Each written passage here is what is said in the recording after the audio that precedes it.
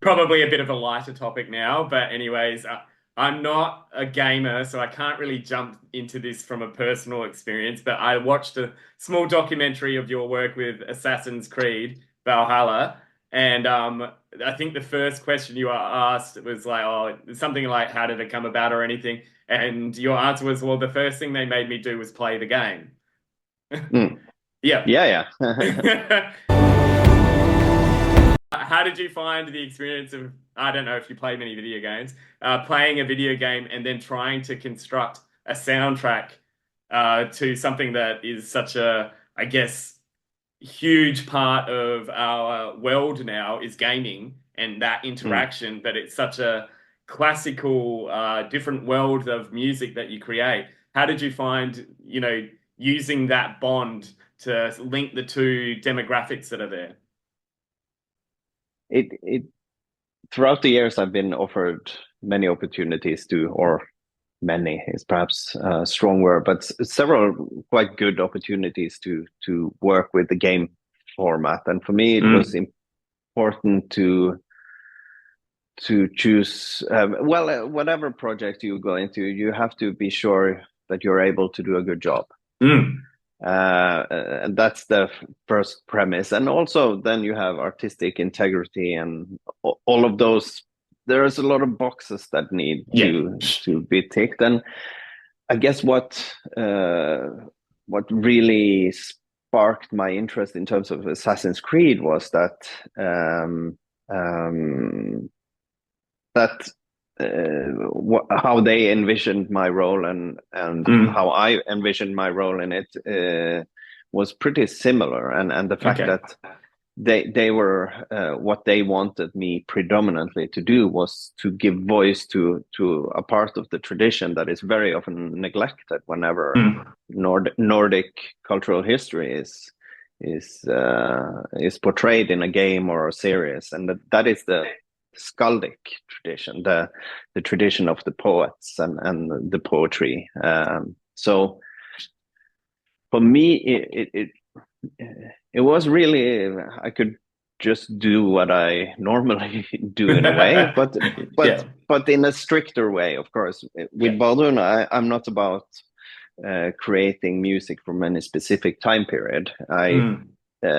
I work more freely. Of course, it's important that I uh, base my artistic decisions on things we actually know about Mm. historical music. But still, I'm not trying to recreate anything. But of course, here in Assassin's Creed, I had to be more strict in terms of the musical palette that I was Mm. using, that I was painting with. Yeah. Um, but I don't know. It's yeah, I don't think I really um, had any like specific thoughts about how I think so many of these instruments and uh, they have this quality, this very cinematic quality to them. Mm. Mm. So I feel they transpose or transport very easily Yeah. to the format Mm. uh, without me even having to do so much. Yeah. Do you think playing the video game helped? Definitely, because yeah, I needed to figure out, how the game works. That's Mm. but also how music works, Yeah. and what annoys you in a way. Yeah. Or how can it not annoy you? Because you have to think different differently, Mm. and that's the case also when you work with work with the towards film and TV Mm. series as well. You have to think differently. You have to Yeah. express yourself in a slightly different way than when it's just audio. With Vikings, you had two levels on that one too, soundtrack, and you were actually in the series. You Yeah, yeah. yeah, you I guess acted, if you want to call it that. Did you find that tie-in like elevated your work with soundtrack and acting, or was it kind of all part and parcel? How was that whole experience for you? Uh, yeah, I don't know. I felt that I like to do. I don't like repeating myself in a way. Hmm. I like to do new challenges, develop my music, or yeah, to um, and so when I was asked if I wanted to come on the set and basically do what I normally do, perform, Yeah. Yep. so it didn't feel like a very foreign thing to do. Yeah. It felt Okay. quite natural, and uh, but if you're thinking like the show in general, what it did, it definitely was definitely a steep learning curve Mm. to when I started working on the soundtrack as well. Even though I'd done like smaller productions and uh, work here and there for audiovisual things, when you suddenly find yourself in the middle of such a huge production Mm. created in a crazy tempo, then yeah, it was a steep learning curve, Yeah. but I'm very happy to have done it, and I for sure learned a lot from it as well. Yeah. Cool. You're talking about, oh, we're talking about, sorry, inspiration and all those things. So I kind of did a bit of deep sea diving about your previous interviews. And one of the most fascinating things I found was your inspiration just comes from walking. And Mm, that's where you'll get an idea and you try to rush back to your studio or somewhere to get down these thoughts, these ideas. I was wondering if there is a specific region you're close to, or maybe anywhere in the world where you felt that inspiration probably stronger than maybe previous experiences where you've had it, like maybe the strongest place of magnetism for that creativity. mm. Yeah, no, I haven't really found Okay. uh, a pattern for it. It's I don't know. Walking has always been my main muse. I Mhm. just see it, hear it, but of course, sometimes uh, the lack of, people often think that I'm only in nature. That's when Mm. I feel it, but sometimes the lack of nature can be just as even more inspirational because then you Okay. have a Yeah. lot because then you have distance and you have a Mm. element of longing. Mm. uh, Same way as sometimes when you're on a different part of the planet, that's when you feel most connected to your own tradition. It's the Mm. same function in a way, Yeah. because there is, yeah, longing is a very powerful creative tool, Mm. I think. So, but yeah, I don't know. It can come anywhere, everywhere, at any time, I guess. I love the kind of bond that that creates. When you listen back to your music, can you put yourself where you were possibly walking or anything like that? Can you feel that straight away? Yeah, Yep. yeah, certain things, at Yeah. least. Might be picking your brain because your discography is pretty large, but is there a Yeah. specific song you can think of right now and put yourself in that location at that time? You can discuss the new album if you want as well. No, it's yeah, there are many songs. Definitely remember the song "Feu," where I or the song "Algir tog Natale," or uh, yeah, even the song "Skugga" is of course very close to me. Hmm. How it came about and when that walk. Uh, yeah, no, many I can place Yeah. very specifically, the where and the when and Oh, how. that's incredible. Like your own journal Yeah, for yeah. nature almost, but through music. Yeah. That's pretty phenomenal. Not a lot of musicians that can do things like that, so that's pretty incredible. Mm. You've obviously worked with a lot of different artists as well. I love how you collaborate with many. For me, I think Aurora has a big soft spot in my heart. I had the privilege of seeing her at WOMAD Festival, where I am in Adelaide, Yeah. recently. Well, firstly, how did that collaboration come about that you guys did together? And how was her energy when you worked with her? Because she is a alien angel of bounciness. She is phenomenal. Absolutely. Yeah, she's a force of nature. I Yeah. don't know.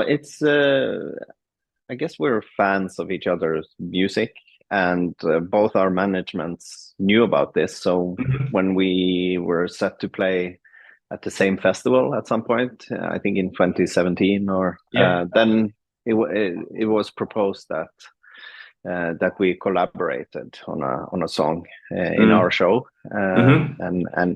and so we did that, and of course loved it. Yeah. You can Yeah, see it.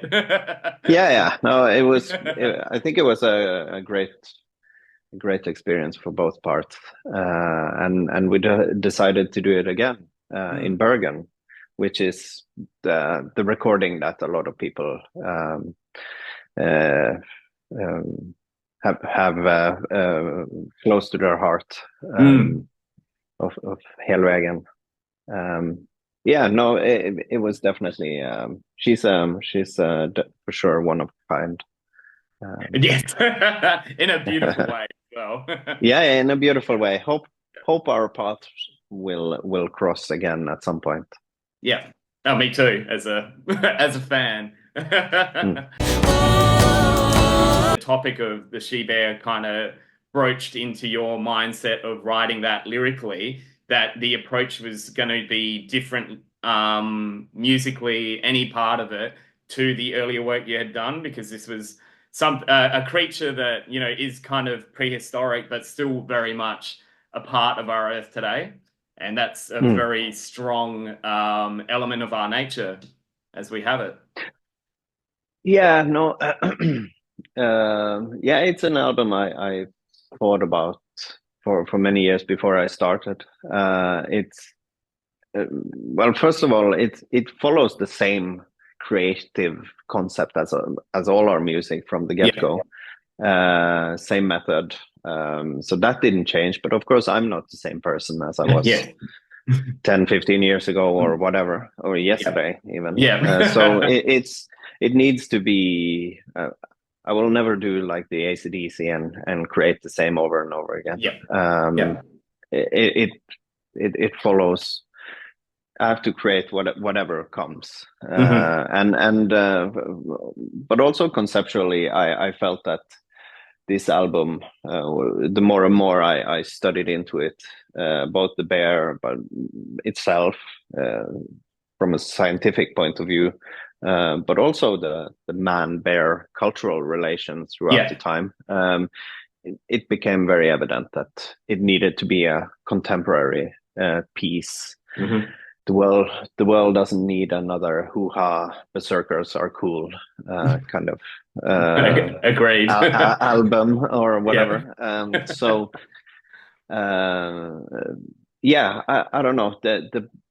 I'd rather stay here and contemplate on what it is that created these hundreds or thousands of totemic myths and Mm. traditions around the planet, wherever there is a bear. Yeah. Stay here and contemplate on that rather than regurgitate something from a distant past that isn't really. Yeah, that line is kind of broken to Mm. us in most Mm. culture. It became broken a long, long time ago, and that's what I Yeah. felt when I went into these things. So yeah, the bear doesn't need our the human cultural ornamentation in order to be its Mm. own powerful self. Mm. That's in it, the way its own rhythm, the way it encompasses the whole circle of life, basically of Mm. life. death and rebirth alongside Mother Earth's uh, cyclical death and life and rebirth. So that is basically the story I wanted to tell, or give sound to. Yeah. What is the craziest instrument you've played? And and how challenging was it? I don't know. That list is just so long, so I have no idea. Okay, one more then. What about you? Obviously, do a lot of research for your art and your music. I'm guessing there's lots of scripture involved, lots of natural, maybe engravings in stone, caves, anything like that. What was one of the most powerful experiences you had in finding an artifact like that to use for inspiration for your music? Um, I don't know, but of course, recording in some of these places are of course powerful in itself. I've come to realize that even though ancient, some of these ancient places of human culture in nature is powerful, I've come to realize that those that have absolutely no traces of human activity is the one that is the ones that I prefer most, like where you have really old forests, or because they are so rare. They have become so rare, unfortunately. So I think those are the making sounds with a tree from such a place is actually gives me much more than any human artifact. To be honest. Yeah. I think that might be the coolest answer I've ever heard in my life.